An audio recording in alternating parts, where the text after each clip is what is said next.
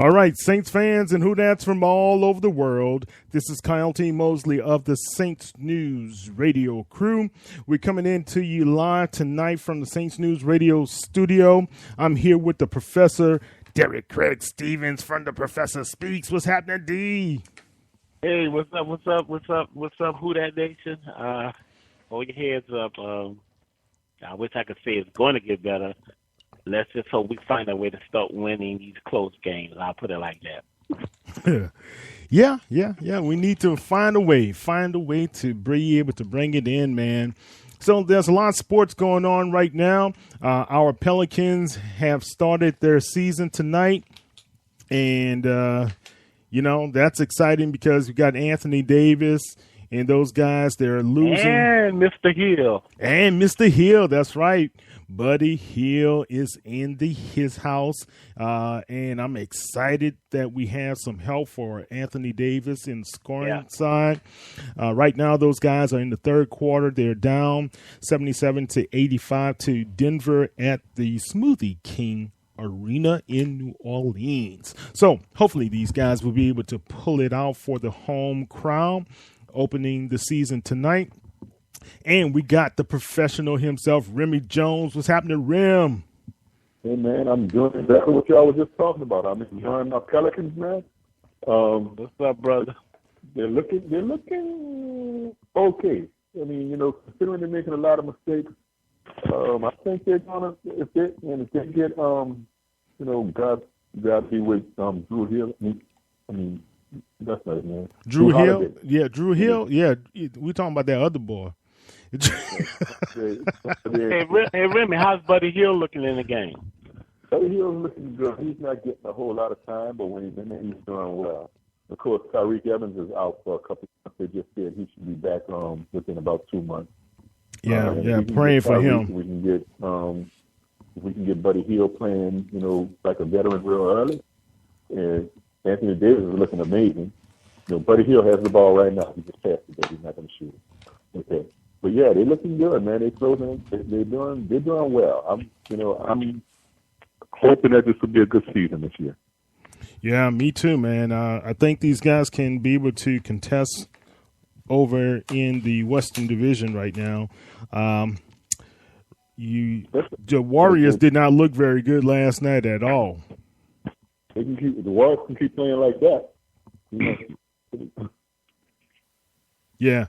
Right now, Anthony Davis has 40 points, 10 rebounds, 6 steals, and 4 assists, and 3 blocks in 32 minutes of play.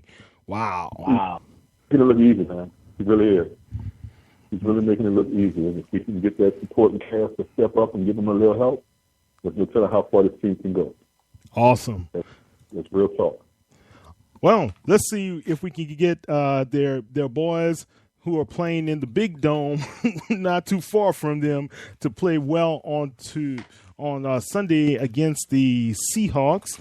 The Saints, of course, if you did not know, they went down in Kansas City against the Chiefs on Sunday, 27-21. And you didn't know there was a game, huh? He did that. I had no idea.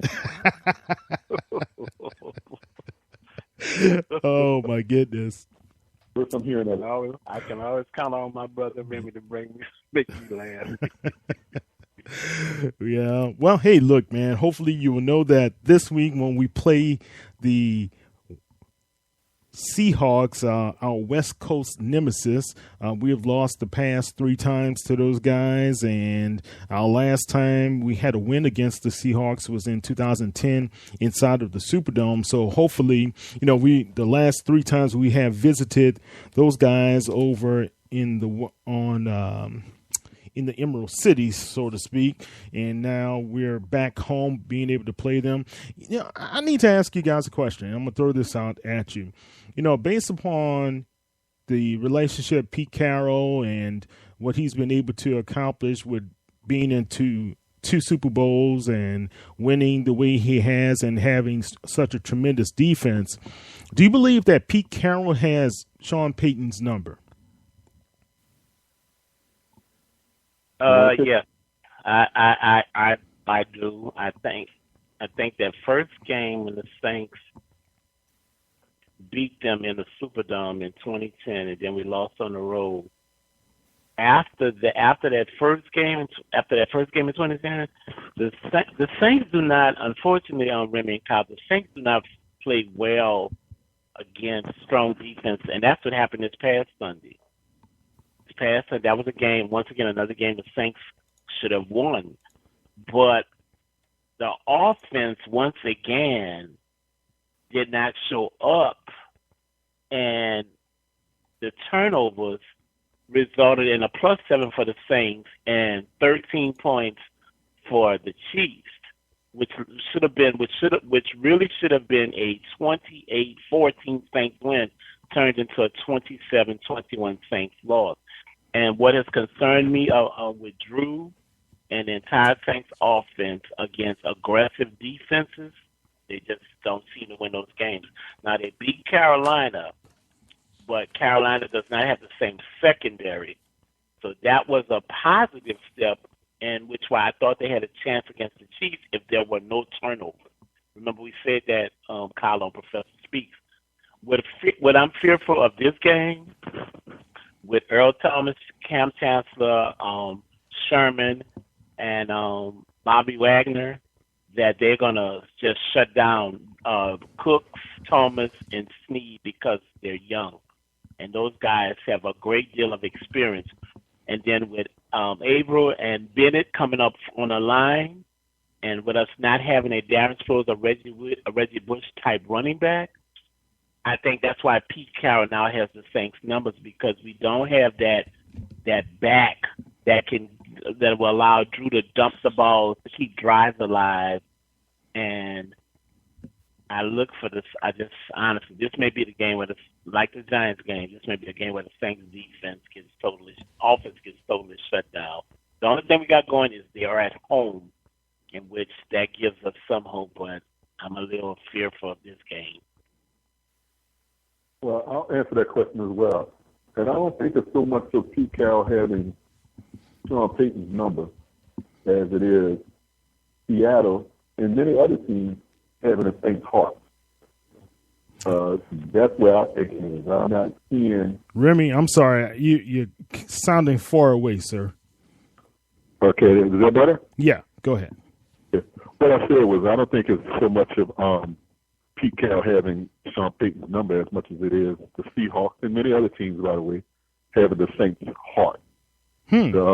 Have not been a lot of heart in their games, and when they find themselves in a little bit of trouble, instead of showing some heart and coming back and trying and digging their way out of it, as we've known from our Saints teams in recent years, but not in the most recent years, they don't play as a team with emotion, with heart. That's what Seattle has to me from the Saints. They have our heart, not so much our number.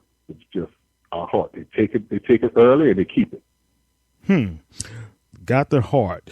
Well, let's hear from Brendan. Hey, Brendan Boylan from the Professor Speaks. Welcome to the show, Brendan. How you doing? I'm good. I didn't think I was going to be able to make it out, but you know what? I can always make about 30 minutes for you guys. Well, thank you, sir. How's school going? So far, so good.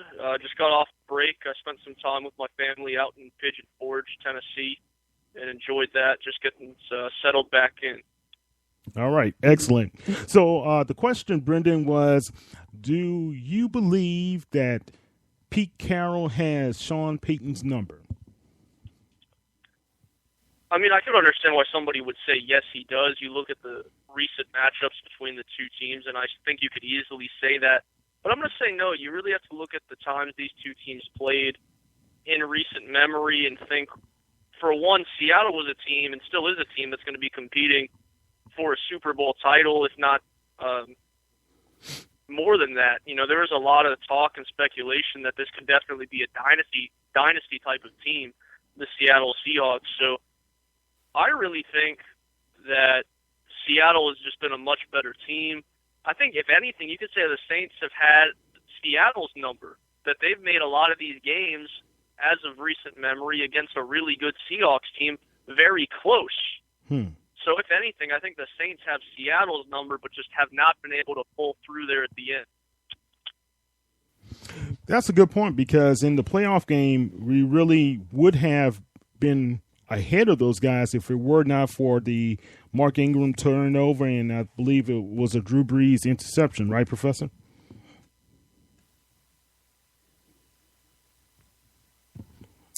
Okay. Well, we'll get Professor to come on back. You have to give me a pause because I got a lot of noise, so I had to hit the mute switch.